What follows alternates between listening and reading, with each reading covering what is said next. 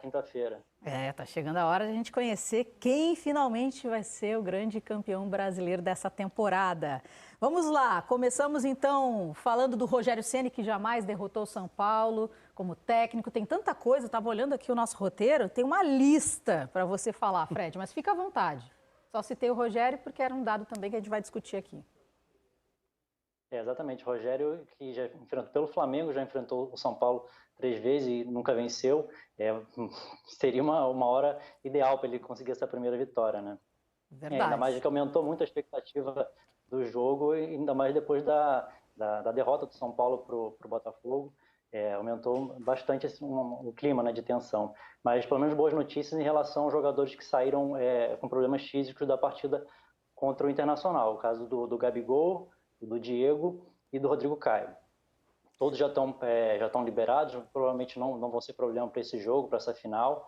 Só o Rodrigo Caio que ainda não está treinando normalmente, mas mais por uma precaução. Então esses 3 jogadores não vão ser problema para esse jogo, para essa decisão com o São Paulo. O último problema físico aí agora foi do César, o goleiro reserva, teve um problema no joelho, no treinamento, dificilmente vai ficar à disposição. E como o Diego Alves também está machucado e não vai estar à disposição para esse jogo, provavelmente Gabriel Batista vai ficar ali como opção no banco de reservas para o Hugo Souza. E Arão, que já tinha ficado fora, ficou no banco, né, na verdade, no jogo contra o Internacional, mas não tinha condição física de entrar por causa da fratura no dedo. Ainda não voltou às atividades e dificilmente vai ter condição também de jogar nesse jogo para São Paulo. Pô, ele conseguiu resumir tudo muito rapidamente. Você é fera, hein, Fred? Eram todos os ilustres que estavam aí no espelho, né? Não deu nem tempo né? de a gente rodar todas as imagens ali. Enquanto ele falava, a gente corria atrás para colocar as imagens. 100% de aproveitamento. 100% de aproveitamento mesmo. Bom, então vamos por partes aqui para a gente discutir as informações que trouxe o Fred. Fred fica por aqui também, óbvio, né? Tudo que você também quiser dar aqui o seu pitaco e falar mais informações, detalhes, fica à vontade, tá?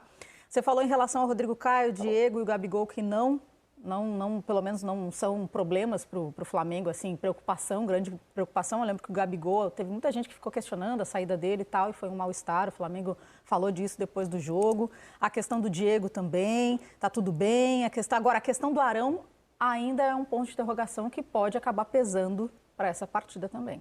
Mas é quase como se, com o peso que teve o final do jogo contra o Inter e as possíveis baixas, é quase como interpretar como dos males o menor. Se a gente falar da confirmação da ausência do César, por exemplo, que bom que você tem Diego, Rodrigo Caio e Gabigol disponíveis para um jogo como esse. E o Grafa sabe bem, enfim, todo mundo que convive no meio, esse é o tipo de jogo que o cara joga mesmo baleado. Um cara indiscutível, imprescindível, é a partida do... Por mais que a gente esteja em 2021, a gente está falando, essa é a partida do ano de 2020, temporada 2020 do Flamengo. Não tendo chegado na Copa do Brasil, não tendo chegado na Libertadores, é o jogo do título brasileiro, né? Então, mesmo que o cara esteja, vamos lá, bem meia boca, com possibilidade de não suportar 90 minutos, com possibilidade da lesão falar mais alto dentro do campo de jogo logo cedo, ainda assim o normal é que ele vá a campo por ser imprescindível. Quando a gente fala do Gabigol, fato. Quando a gente fala do Rodrigo Caio, fato também. Então esse é o jogo que foge de um padrão de descansa, é melhor ser um pouco mais... tirar um pouco o pé, porque tem sequência de temporada, nada disso. Mas esse jogo fala mais... É outra situação. É mais pesado, mas ainda assim, se for considerado imprescindível e ele conseguir fazer os movimentos mínimos, né, exigidos para estar em campo, ele vai para o jogo. Grafa, você iria para o jogo, então? Eu iria, né? Depende da situação, da lesão, né? É o dedo do pé, né? Queira ou não, mesmo não sendo o dedão assim, mas o dedo do pé faz falta, né? No jogo, dói bastante, incomoda bastante para pisar, para correr, para arrancar. Eu não sei como é que tá a recuperação dele. A lesão muscular, dependendo de onde for a lesão muscular, você consegue atuar. Eu já atuei com lesão muscular. Mas um jogo desse, o cara faz um esforço um pouco fora do normal para poder jogar sim, Karine. Eu jogaria, lógico, que eu não queria ficar de fora do jogo desse. Eu fiquei lembrando, o Arão machucou, né, o dedão e tal. Não tem nada a ver Foi uma aqui semana com o de papo dedos, né, que o Bruno Viana teve Isso. problema também, né? E não só eles dois, acho que teve mais alguém. Não, e a gente até lembrou terceiro. também de 2009, quando aconteceu, foi uma coincidência também do Adriano Imperador, que acabou se machucando. Então, tem várias coincidências nessa reta final de Campeonato Brasileiro envolvendo o Flamengo. Mas eu queria também trazer aqui a hashtag troca de passes e mais uma informação, várias informações, na verdade, para a gente discutir. Mas primeiro eu vou dar moral para a galera que está nos assistindo também. O Leonardo Schroeder colocou para a gente, lembrando que nas últimas derrotas do Flamengo contra o São Paulo, estava desfalcado por lesão ou seleção. E o Hugo, em início de titularidade, teve um erro crucial no confronto. Sim, mas é passado, né? O Hugo também já amadureceu. Claro, obviamente que o Diego faz falta, mas dá para confiar nessa situação? Tipo, o Hugo, tu acha que o Hugo já tem essa maturidade? Eu acho que já, né? Eu acho que qualquer tipo de falha ou de jogo abaixo não vai estar atrelado diretamente ao peso da partida, assim. Ele já viveu momentos grandes dentro da temporada. É daí para mais, na verdade, né? A qualidade eu acho que já está posta à prova nesse sentido. Entrar em campo pelo Flamengo já exerce uma pressão absurda. Então, por mais que seja um período muito curto e sem nenhum jogo desse tamanho, ainda assim é como se fosse uma bagagem. Ele só está crescendo, né?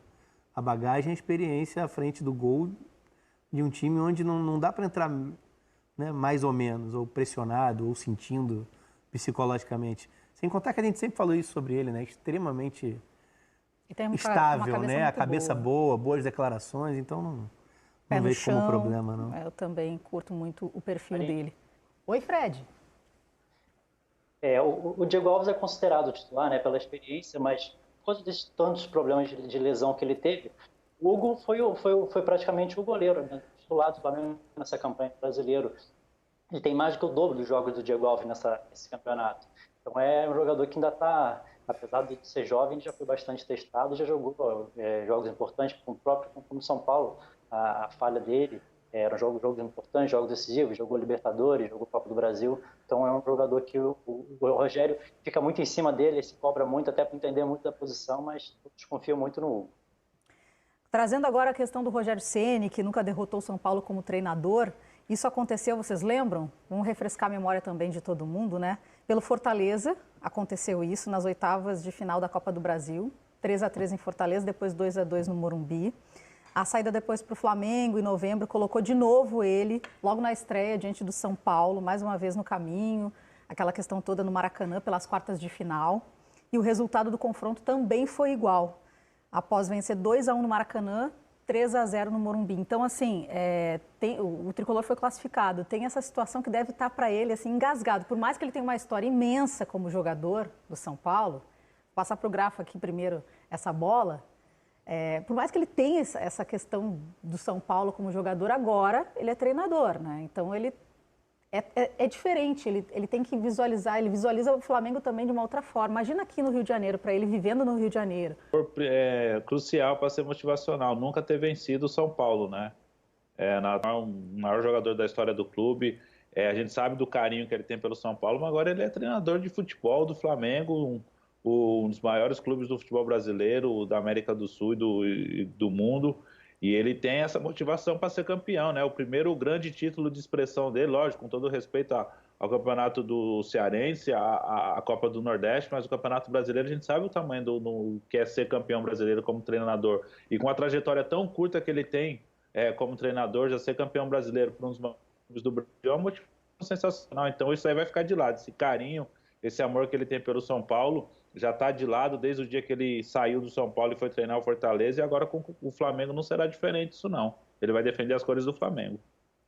Fred, inclusive, bom, óbvio, né? Se acontecer a vitória no Morumbi, o Flamengo garante o título, mas também pensando no passado, o São Paulo não é derrotado desde 2017 pelo rubro-negro. Tem 100% de aproveitamento contra o rival. Você tem mais detalhes? Senão a gente pode bater bola aqui, que eu tenho já também no roteiro aqui. A curiosidade maior, acho que a última vitória do Morumbi foi em 2011, né? E o Rogério era o goleiro do São Paulo na ocasião. O gol do Flamengo ganhou 2-1, gol do Renato Abreu, que até o Caê Mota, nosso setorista também do Flamengo, fez uma entrevista com ele hoje, ele lembrando dessa situação. Mas realmente o Flamengo, apesar dessa confiança do Flamengo, voltou a jogar bem, e o São Paulo não está num momento bom. Existe um número forte ali. O Flamengo não tem se dado bem com o São Paulo, mas estava uma confiança de que agora tem que acabar com essa má fase do Flamengo com o São Paulo. Fred, já que você citou a entrevista do Caê, Então vamos colocar no ar um trecho, é uma entrevista com o Renato Abreu, que estava nessa última vitória do Flamengo sobre o São Paulo, no Morumbi, em 2011. Vamos dar uma olhada, então, nesse pedacinho do papo e depois a gente continua a nossa resenha.